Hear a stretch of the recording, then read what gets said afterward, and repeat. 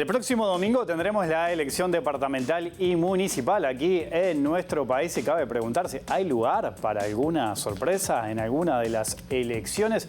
Estamos a casi 2 meses del nuevo gobierno. ¿Qué se puede destacar? ¿Qué pasa con la imagen del presidente? ¿Qué pasa con algunas crisis que ha tenido el gobierno de Yamandú Orsi? De esto estaremos hablando hoy con Eduardo Botinelli, Mariana Pomier y Diego Luján. Bienvenidas, bienvenidos. Así comienza la DOE. Hay que avanzar en mejorar lo que tiene que ver con la gestión. Nosotros planteamos, en primer lugar, la descentralización, que cada municipio sea el encargado de ejecutar y de diseñar cuál es el sistema de recolección de residuos que va a tener en su zona y en su barrio, porque los barrios de Montevideo tienen realidades distintas y no podemos tener un mismo sistema de recolección de residuos para todo el departamento.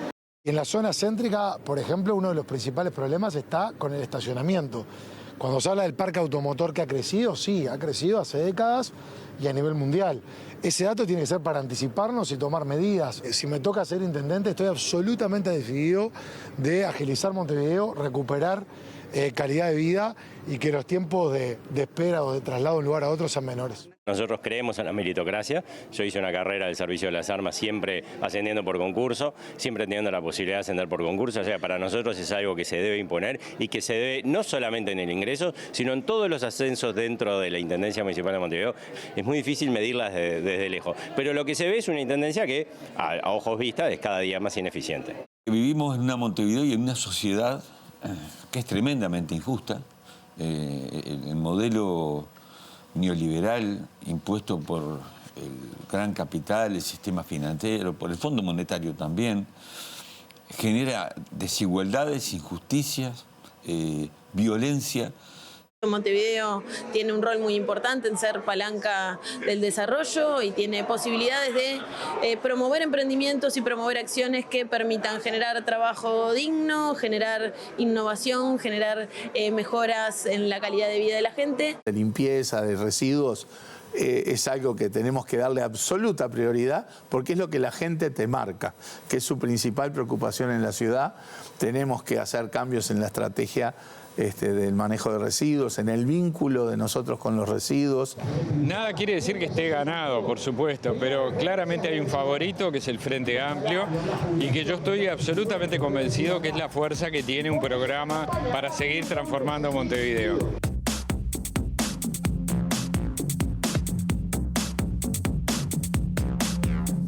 Living del lujo para abrir esta semana, este lunes en vivo aquí en Lado B, en la pantalla de TV Ciudad, para hablar de política. 3 invitados, Diego Luján. ¿Cómo andas, Diego? Un gusto estar acá. Un gusto estar acá, Wilmar, de vuelta con ustedes. Bueno, Mariana Pomier, ¿cómo estás, Mariana? Un gusto tenerte acá. Bien, gracias por la invitación. Eduardo Botinelli, ¿qué dice? ¿Cómo estás? ¿Cómo están? ¿Andan bien? Estar acá. Bueno, empezamos hablando de las departamentales, ¿les parece? Con el foco puesto allí, en principio en Montevideo, escuchábamos a los candidatos y las candidatas. Yo en la introducción hablaba un poco si hay lugar para sorpresa, ¿no?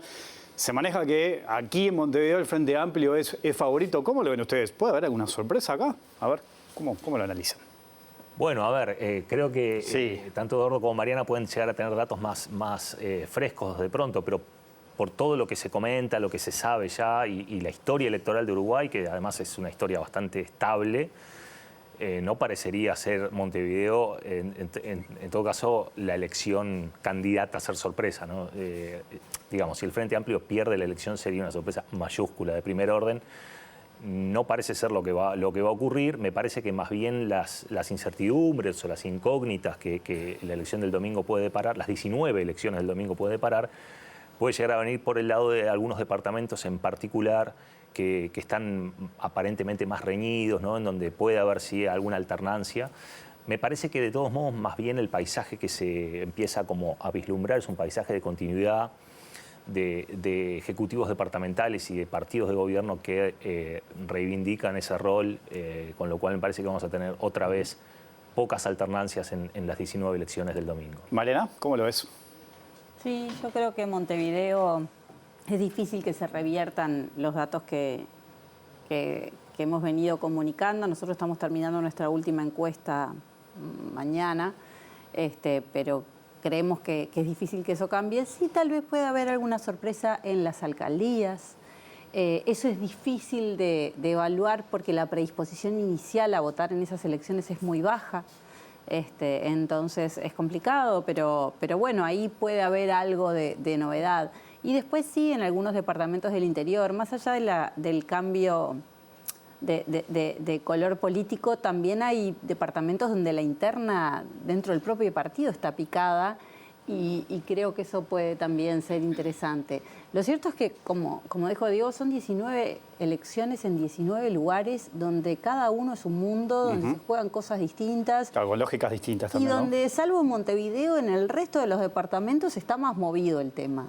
¿Ustedes lo sienten así? O sea, que en el interior se vive quizás de otra manera. Sí, incluso en algunos lugares las alcaldías son apasionantes porque para muchos vecinos ese es lo que decide mi vida urbana, ¿no? Ahí en el alcalde que decide mi vida, por lo menos en lo que tiene que ver con la vida urbana, a veces hasta es más importante que lo nacional, que lo veo más lejano, más ajeno y que no me impacta tanto las decisiones como las del alcalde en algunos lugares. Es verdad eso. Y a veces rompe también con esa lógica partidaria, ¿no? O sea, porque es el vecino. Cuando digo vecino, es el que puede estar viviendo al lado mío, ¿no? En localidades chicas eso se nota. La cercanía, o sea, el nivel de gobierno más cercano es en el que la gente se está viendo más comprometida.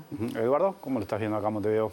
Montevideo, creo que ya antes de comenzar, digamos, el estudio específico de comportamiento, daba poco lugar para sorpresas, por lo que ha sido un poco lo que decían anteriormente, lo que ha sido el comportamiento electoral muy estable del Frente Amplio a lo largo de 30 años, por lo menos, perdón, 30 años, para poner en términos de estabilidad, en términos de voto, han sido unos 30 años, más o menos en torno del 50%, solamente en dos de todas las instancias que tenemos, solamente en dos estuvo por debajo del 50%, que fue en 2010, cuando con candidatura única y un proceso interno muy dificultoso. Voto en blanco en esa ocasión. Hubo casi 14% voto en blanco y anulado. Y en octubre del 19 tuvo el 47%. Y fue la peor votación del Frente Amplio desde el año 99. Es decir, entonces, estructuralmente el Frente Amplio tiene un piso en el entorno, un par de puntos más, un par de puntos menos, del 50%. Eso ya hace que la base de la que parte lo da como claro favorito. El otro punto es que en la elección pasada obtuvo el 52%, habiendo perdido el gobierno nacional, ¿no? Y remontando de atrás de una mala elección de octubre y recuperando hacia septiembre, que fue la vez pasada, septiembre del 20. Entonces, digamos, de plano Montevideo no aparecía como un escenario que fuera competitivo, que generara algún tipo de sorpresa, y diría que además, más allá de la interrogante del tema coalición republicana, digamos, de concentración de votos de los partidos y demás, el proceso que llevó adelante la coalición republicana no fue lo prolijo que necesitaba tenerlo para generar las fortalezas de competencia, ¿no? Porque en definitiva termina apareciendo con una candidatura fuerte, consolidada y con conocimiento, y dos candidaturas que están aportando de otro lado, pero buscando hacerse conocer, todavía buscando hacerse conocer. Y eso hace que esa idea de ir con múltiples candidaturas no tiene la fortaleza que podría llegar a tener en un ámbito interesante desde el punto de vista de que hay cierta disconformidad con lo que han sido los gobiernos del Frente Amplio, de propios votantes del Frente Amplio, no abandonan el voto al Frente Amplio, y podía haber algún espacio ahí de disputa que no se dio o no aparece. Pero vos decís, y se lo pregunto a ustedes dos también, que si la coalición hubiese trabajado distinto, las candidaturas, ¿esto podría ser diferente?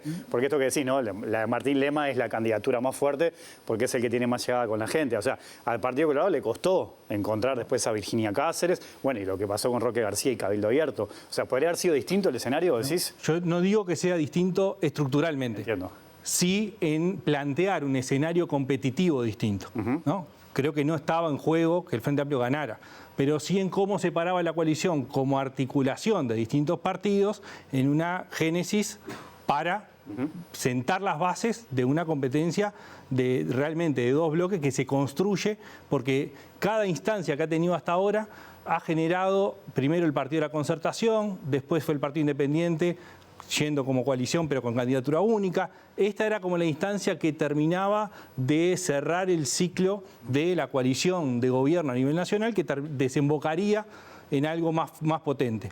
Y en realidad no termina consolidándose hacia ese lugar. Yo creo que ahí el tema no es la multiplicidad de candidaturas, que creo que es bueno y le aporta diversidad a una coalición que es diversa, y más en Montevideo es diversa, sino que yo creo que la coalición no ha hecho bien los deberes en tratar de mantener un candidato más de un periodo. Lo que ha pasado es que cada vez que viene la elección tiene que hacer el trabajo de construir un candidato, más allá de que sea conocido o no, como posible gestor de una ciudad, ¿no? Entonces hace todo el esfuerzo, todo el trabajo.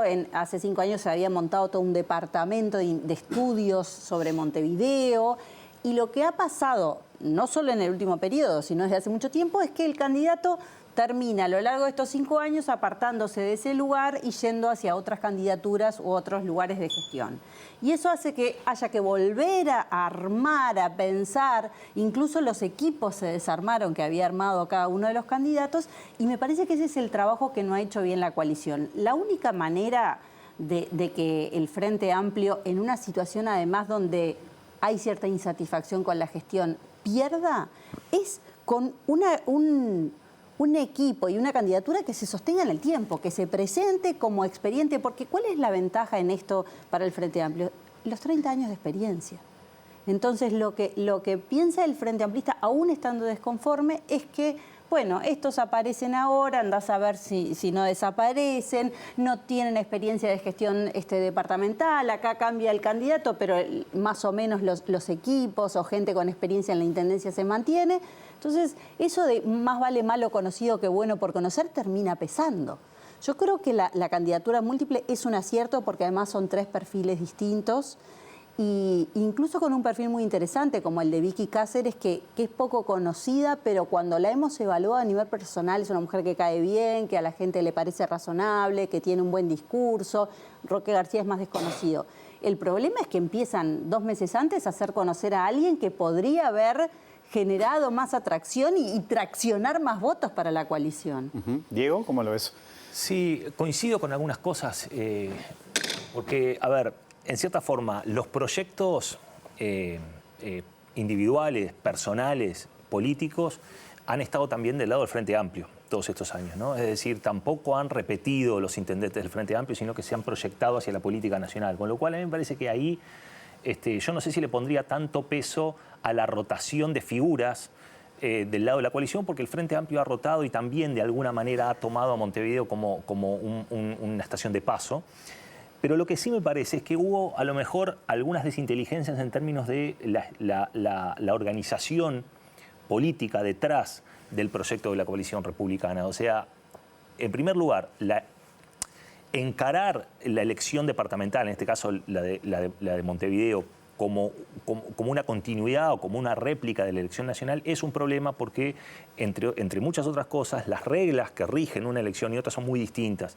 Entonces, a mí me parece que ahí hay un primer punto en donde los partidos de la coalición republicana no lograron asimilar y reproducir un formato organizativo que esté específicamente diseñado para competir en una elección como esta, que se define por mayoría simple y con multiplicidad de candidatos. Todo lo opuesto a lo que ocurre en la elección nacional. Ahora, también es cierto que cuando los partidos elaboran una estrategia electoral, habitualmente miran el corto plazo. Porque bueno, por una cantidad de cosas, ¿no? Porque es difícil, por una cantidad de dilemas de acción colectiva que hay detrás, que un político esté dispuesto a sacrificar su carrera en pos del bien colectivo de su partido o de su organización. Entonces, la tentación de pasar por Montevideo hacia la política nacional es muy grande. Está del lado del Frente Amplio y también del lado de la coalición republicana. Insisto, lo que me parece que ha faltado es un poco de visión de largo plazo, no de los candidatos, sino de la organización política. Es decir, cómo construir, no necesariamente una candidatura, pero sí un programa, sí una organización que sea estable a través del tiempo. Y luego, a lo mejor, bueno, que los candidatos sean, como han sido, figuras de paso. Pero otra vez, me parece que la desinteligencia mayor ha estado en ese punto más que en la elección de los candidatos, que en este caso sí claramente fue como muy sobre el pucho porque el Partido Colorado de pronto no tenía candidato. Otra muestra de la desinteligencia organizacional, diría yo, detrás de esto, ¿no? Es decir, nadie en el Partido Colorado dijo, bueno, vamos a preservar una figura como se hizo Lema en el Partido Nacional, para competir en la elección departamental. Y entonces, en algún Pero momento... viste que hace 5 años se construyó ese departamento de estudios de Montevideo Sí. que siguió funcionando, solo que los que vinieron Sí. no lo tomaron. Sí, totalmente. O sea, a veces los proyectos estaban, pero no se incorporaron. Sí, claro, ahí se discontinúan. Y ¿no? las Porque- figuras en el frente de candidatos cambiaron, pero los jefes, los departamentos han estado más o menos en las mismas manos en un montón de gestiones. Más allá del candidato a intendente. Hemos tenido gente que estaba en tránsito, que pasa limpieza, gente de limpieza, con mucha gente Sí, con los experiencia elencos, en la gestión claro. municipal. Pero por eso digo, me parece que ahí el Frente Amplio ha logrado una continuidad organizativa más que de las figuras. Y me parece que eso es lo que ha faltado del lado de los partidos de la coalición republicana, ¿no? Y un apunte con lo que decía Diego del cortoplacismo, digamos, de la mirada, es justamente por qué el Partido Colorado quedó sin candidatura. Porque como los partidos que integran la coalición compiten por separado en la elección interna y en la elección nacional, quien compitió en la elección interna no puede participar por el partido de la coalición republicana en la elección departamental. Se priorizó en algunos casos el corto plazo o la disputa interna del partido para lograr un mejor posicionamiento en una lista de diputados o pelear en un Senado que la disputa a la elección departamental de Montevideo. Y eso tiene que ver con las expectativas y las posibilidades. También es verdad que alguien que se guardara en el Partido Colorado tenía pocas chances de ser intendente de Montevideo y sí tenía más chances de ser electo diputado o diputada por Montevideo o pelear un lugar alto en la Cámara de Senadores. Entonces también tiene que ver un poco con las expectativas más o menos realizables que puedan tener. Pero esta cuestión de una estructuración más de largo plazo, claro, a ver, el Partido de la Concertación fue el primer intento, que a la segunda ocasión falló. No alcanzó los 500 votos necesarios y tuvo que recurrir al lema Partido Independiente. Ahí faltó coordinación también, ¿no? Vamos. Sí, y ahora va con otro lema distinto que retoma lo que fue el último periodo. Es decir, no hay una construcción de largo plazo ni siquiera del nombre que identifica, ¿no? Y que recién ahora empieza a sentarse como tal. Tomo cosas que dijeron los tres y formulo la siguiente pregunta, ¿no? Decíamos, bueno, Montevideo, uno imagina que el Frente Amplio puede ganar. Ese mismo razonamiento lo podríamos trasladar a otro departamento en el que el Partido Nacional es muy fuerte y uno imagina que no va a ganar, ¿no? Decías recién, Eduardo, también, en la elección pasada el Frente Amplio gana y vota 52% después de haber perdido el gobierno nacional. Hoy el Frente Amplio está en el gobierno nacional y está el interrogante de cuánto puede llegar a influir eso. Entonces les pregunto, ¿puede cambiar mucho el mapa político en esta elección? El Frente Amplio gobierna Montevideo, Canelones Salto, Rivera, el Partido Colorado y el resto del Partido Nacional. ¿Ustedes creen que puede haber mucho cambio, grandes cambios en ese sentido? ¿Cómo lo ven? ¿A quién le... Digo, a los tres. Va para los tres. A coro. A coro. A ver, ¿quién arranca? Bueno, no, a ver, volviendo un poco al comentario inicial, yo no creo que haya grandes cambios. Es decir, estoy viendo...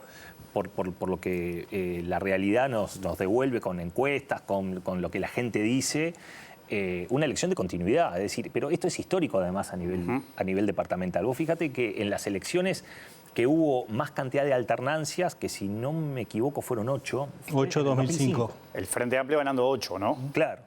Después siempre las alternancias son 2, 4 en el mejor de los casos. Es decir, las elecciones departamentales son elecciones... Ya el comportamiento electoral del uruguayo es un comportamiento súper estable, casi anómalo si uno lo mira desde el punto de vista comparado, pero en las elecciones departamentales eso es aún más así. Entonces yo creo que más allá de que el Frente Amplio pueda perder Salto, pueda ganar, no sé, Río Negro o cosas así, no veo que en el número final de los 19 departamentos cambie demasiado. Haya demasiados cambios. Incluso con las sorpresas que se pueden dar, igual va a ser más o menos equilibrado lo que tenemos hoy, digamos. A lo largo de este ciclo, digamos, post-reforma constitucional que llevó a esta separación de la elección departamental, ha habido en cada una de las elecciones alguna serie de continuidades y cada tanto aparece una especie de cisne negro, ¿no? Es decir, bueno, esa ola donde el Frente Amplio llevó a 8 intendencias, ganó departamentos, que lo ganó y lo perdió. Es decir, 33 lo tuvo una vez. Y que no es solamente decir, bueno, como ganó el Frente Amplio, entonces fue una ola que lo llevó. No, había problemas internos del Partido Nacional que terminaron dinamitando la confianza del electorado con las expresiones que se dan en el Partido Nacional en 33 y favoreció el Frente Amplio en esto de las reglas que decía Diego. Hay que tener claro que acá gana el que tenga más votos, ¿no? El partido que tenga más votos ya ganó la intendencia. diferencia y gana además la mayoría en la Junta Departamental. Pasó, por ejemplo, en la elección pasada, con el 40% el Frente Amplio ganó Salto y perdió Paysandú. ¿Por qué? Porque en Salto votó bien el Partido Colorado y en Paysandú votó mal el Partido Colorado. En Salto hubo un tema entre blancos y colorados ahí también. Claro, una disputa. Entonces, todo eso se pone arriba de la mesa y hace a que, si bien tiende, yo coincido con lo que dice Diego en cuanto a cierto grado de continuidad, hay pequeños factores que hacen a que puede darse algún resultado anómalo, como cuando ganó Artigas el Frente Amplio en el 2010. Es decir, cada tanto aparece algún departamento que genera una sorpresa. No es descartable, porque depende mucho cuánto voten entre sí, sobre todo Partido Nacional y Partido Colorado. Una buena votación del Partido Colorado en algunos departamentos que son competitivos le favorece al Frente Amplio, ¿no? Entonces hay que ver. Bueno, en Rocha es poco probable que vote bien el Partido Colorado, porque además tiene un candidato colorado adentro del Partido Nacional y un candidato colorado en el Partido Colorado. Hay que ver qué pasa con La Valleja, San José, en el litoral, cómo vota el Partido Colorado es importante para las posibilidades del Frente en otros departamentos. Mariana. Sí, ahí nosotros hemos trabajado en algunos departamentos, hemos visto... Una cosa interesante es que hay pocas encuestas que nos den información sobre esos 19 departamentos. Y ahí podemos ver lo que es un mundo sin encuestas, ¿no?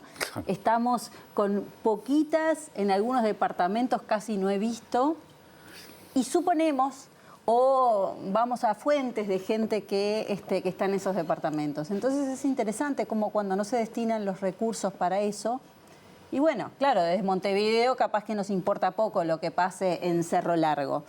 Pero en Cerro Largo están muy preocupados. Y hoy llamaron, solo hoy llamaron 3 veces para ver si podíamos hacer una encuesta. Y mira, faltan 6 días.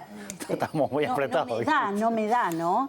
Pero bueno, es interesante ver qué pasa cuando no hay encuestas y no tenemos información. Respecto a lo que sí tenemos por las pocas encuestas que circulan, no parece que vaya a haber grandes cambios. El Frente Amplio puede perder uno y ganar otro. Es interesante en Salto la experiencia de la coalición. Hay 3 departamentos con coalición, que es Montevideo, Canelones y Salto, que lograron ese acuerdo, y eso va a hacer que probablemente el Frente pierda la intendencia de Salto. Es interesante, hay 2 o 3 candidatos discutidos, con problemas legales, con temas de corrupción y acusaciones, y sin embargo parece que van a ganar igual, ¿no? Entonces también eso desde afuera puede resultar un poco extraño, ¿no? Incluso algunos hasta, bueno, hoy le sacaron la tobillera, pero probablemente sea el intendente. Ahí hablas de Besossi, en el caso de Besossi, sí, ¿no? O lugares donde está muy cuestionado parte del equipo que si gana va a ser con figuras con gran peso, como en el caso de Artigas, ¿no? Donde alguien que su propio partido dice que no puede ser candidato y sin embargo el ganador dice, pero va a ser mi secretaria general. En Salto también con algunos cuestionamientos al candidato, que el propio presidente dice, bueno, la gente se puede equivocar y puede arrepentirse de los errores, el expresidente diciendo estas cosas, ¿no? Y eso me parece que le da cierto color a esta elección que a veces no nos damos cuenta. Cuando uno mira eso acumulado, dice, pucha, tenemos algún problemita acá, ¿no? Ese es un gran tema de análisis que estás tirando, Mariana, porque a pesar de esos problemas, ¿no? Capaz que esos van a ganar, probablemente ganen. Besossi muy probablemente gane, sí, ¿no? Que lleva para analizar después qué es lo que pasa, ¿no? Seguramente. Y bueno, y en Montevideo hoy con el tema de las horas extras, el impacto que puede tener eso. Y no parece escandalizar a nadie esas cosas que están pasando. Yo creo que estamos en un momento de transición y de mirar un poco nuestro sistema político con otra mirada. Porque bueno, yo como analista digo, afuera pasamos algún papelón, ¿no? Porque cuando uno mira eso dice, ¿qué está pasando en un país donde... ¿Qué es lo que importa a la hora de elegir gobernantes? Claro, y a veces capaz que nosotros le damos una dimensión, ¿no? O lo tratamos, lo analizamos y después la gente cuando va a votar... No, está claro que no le importa. No tiene en cuenta las cosas que nosotros podemos dedicarle horas discutiendo. Sin duda. ¿no? Ahora, ¿por qué no lo tiene en cuenta? Bueno, ese es un gran tema, ¿no? Una gran pregunta, sí. A ver, en realidad es súper interesante el tema porque teóricamente lo que uno esperaría es que la gente, digamos, haga valer el mecanismo de rendición de cuentas en cada elección. Entonces, bueno, idealmente el modelo de rendición de cuentas indica que la gente tiene que votar en función de la gestión que está evaluando, ¿no? Y entonces, bueno, castiga a un partido, a un candidato de quien juzga una mala gestión y premia con la reelección al partido o al candidato de quien juzga una buena elección. El punto es, eso no funciona de manera tan lineal y tan directa como los manuales nos lo dicen, está lleno de interferencias y de problemas en el medio. El punto es, bueno, si hay algún tipo de elasticidad del votante que reacciona frente a una gestión, para bien o para mal, todavía se puede rescatar lo bueno de la democracia. Ahora, llevado a un extremo, cuando el votante es completamente inelástico, quiere decir, tiene su decisión y no le importa juzgar la gestión ni para bien ni para mal, estamos en otro juego, ¿no? Allí lo que están pasando son otras cosas. Entonces, si lo que importa son las lealtades personales a los intendentes que te dan trabajo, que te dan bienes y servicios a cambio de apoyo político, si lo que importa incluso, esto va a ser a lo mejor un poco más polémico, pero incluso si lo que importa es la identidad partidaria o el símbolo partidario y no la gestión que estoy evaluando, estamos hablando de un montón de cosas que están interfiriendo en una relación que idealmente debería ser directa, gestión-evaluación. A mí me parece que a veces cuando miramos el plano nacional, Uruguay aparece, esto ya se ha dicho muchas veces, ¿no? Pero bueno, Uruguay aparece muy bien posicionado en términos, ¿no?, de la calidad de la democracia y de la rendición de cuentas de los gobiernos y de cuán programáticos son los... Ahora, en el plano subnacional, ya sea departamental o local, la cosa es un poco distinta. Vos fíjate que cuando Ojeda salió en la elección nacional con una campaña un poco disruptiva, ¿no?, haciendo hincapié en cuestiones casi de su vida privada o personal, ¿no?, en el gimnasio. Bueno, ahora hay un alcalde que también salió, un candidato a alcalde que también salió a emular un poco esa forma de apelar a la ciudadanía. Y si uno ve el esfuerzo comunicacional que hacen los candidatos en el interior, sobre todo en los municipios, casi todos están vinculados a el intendente que te va a hacer un favor, el intendente que te va a ayudar a vos a hacer tal cosa. Entonces, que te va a perdonar las multas. Que te va a perdonar las multas, que te va a sacar los radares, que te va a dar, ¿no?, que te va a dar una ayuda para que llegues a fin de mes. Entonces, el punto es, nosotros tenemos un sistema que en el plano nacional es muy programático, ¿no?, y está buenísimo, pero por debajo, una vez que uno escarba un poquito, aparecen otras formas de apelar a la ciudadanía que son muy importantes en otros lugares del mundo, incluso a nivel nacional, pero que en Uruguay tienen su espacio en la política más territorial. Ahí lo que hablábamos recién, de la cercanía, ¿no?, del conocer al candidato, al alcalde, al intendente, ¿no? Bueno, en el interior, en casi todos los departamentos del interior, hay más voto a la elección municipal que la departamental, y en Montevideo es totalmente inverso, ¿no? Es decir, la participación en la elección municipal es menos de 4 de cada 10. Entonces, ahí hay un vínculo que es distinto de la ciudadanía con la elección y mediada por esas formas de, yo diría, no de hacer política, que es una parte, sino también de cómo se entiende por parte de la ciudadanía la utilidad de su voto, ¿no? Es decir, hay un vínculo, una relación que se va construyendo, que es más cultural, digamos, que no es, que es bastante pragmática, pero que también se construye. Es decir, no es que en tal ocasión, no todo el mundo cambia de voto, justamente, no es al mejor postor, ¿no? Es a lo que se conoce, lo que está funcionando y que sigue funcionando de la misma forma. Les propongo una pequeña pausa y después quiero saber cómo están viendo estos 2 meses del gobierno de Orsi. ¿Les parece? Hay más lado B aquí en la pantalla de TV Ciudad.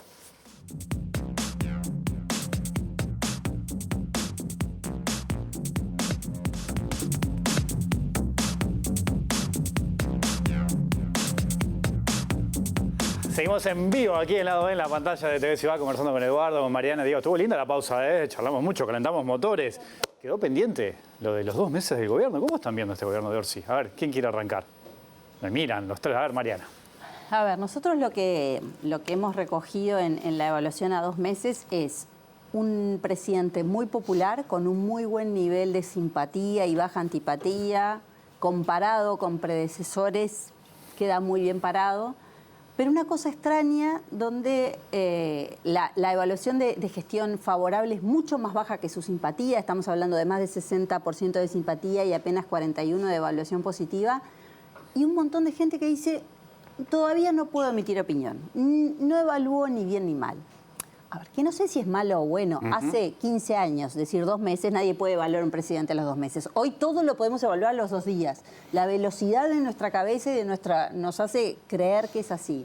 Entonces yo creo que hay un montón de gente, en parte movido, porque el tipo cae bien, que todavía no ve cómo puede darle un voto favorable a su gestión, pero como le cae bien, le da una carta de crédito y dice, todavía no puedo opinar. Y eso hace que tenga una evaluación baja de gestión, con una popularidad alta y una baja evaluación negativa. Claro. No es que tampoco le pegan. Y dice, vamos a esperar. Ahí está. Y eso es una novedad a esta altura. Bien. ¿Eduardo? Bueno, en esa línea, primero, por un lado, hay como un cierto grado de gente, de perfiles, que esperaba unas acciones rápidas, entre otras cosas por parte del discurso que se fue construyendo durante los 5 años del gobierno anterior en cuanto a las cosas que se habían hecho mal y que había que cambiar, ¿no? Entonces hay una parte del electorado que está buscando eso. Ahora, por otro lado, esta acción más lenta, más pausada, responde más a lo que el propio Orsi declaraba, en que no se venía a hacer grandes cambios, que no se, el Pacha Sánchez también lo presentó de la misma forma, ¿no? Es decir, no es un gobierno que viene a cambiar todo, sino que vamos a hacer modificaciones, mejorar, y es un poco la línea que ha seguido, digamos, muy tranquilo, de algunas hasta discusiones públicas con militancia del propio secretario de Presidencia, ¿no? Es decir, bueno, no hay que apurarse, y sí creo que el gobierno se juega cartas muy relevantes en la segunda mitad del año, ¿no? Es decir, bueno, primero, además el calendario electoral es un problema para los gobiernos que arrancan porque tienen que hacer lo suficiente que pueda ayudar y lo poco que no pueda perjudicar, ¿no? Es decir, y tienen los partidos además un poco distraídos también, ¿no? El partido de gobierno habitualmente está distraído en las elecciones. Claro, exactamente, ¿no?